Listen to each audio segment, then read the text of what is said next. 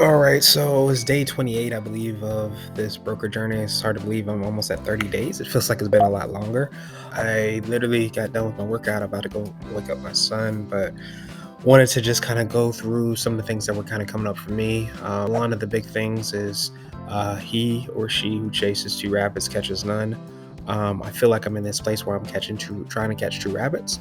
I think I have to kind of just be honest about where I want to transition and move things.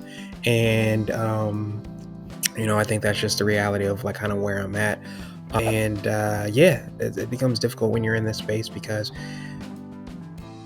you're still trying to get things in place with Blue 16 Medium, Blue 16 marketing. Actually, even the branding and using the language and things like that are something that I'm having to transition. But it's also like getting the team internally understanding exactly where things are going. And I think a lot of it is just me, being completely honest about where it is that we are going and what we ultimately want to do.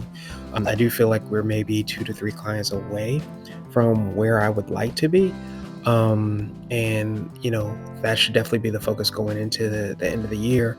But I also feel as if we have to make that transition, and that's where I'm at this strange kind of in between place. And I was thinking I wanted to get it done by the end of the year. That's why I had it set as a 12-week year, but the reality is that it may take a little bit longer. So the big thing that's coming up definitely for me now, too, is I have a podcast. If I remember, I'll try to put in the show notes about being an AI first company. Where I had a guest on the show that talked around how he's very embedded in AI, but talked about how he changed the culture in his company.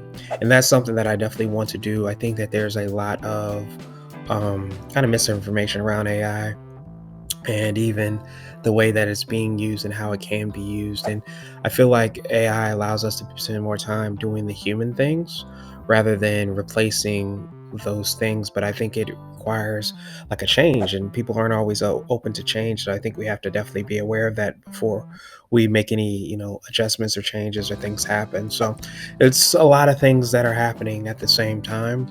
Um, I think the thing that is important for me is just to not to get overwhelmed, to just take one step at a time. And remember that I moved before I was ready.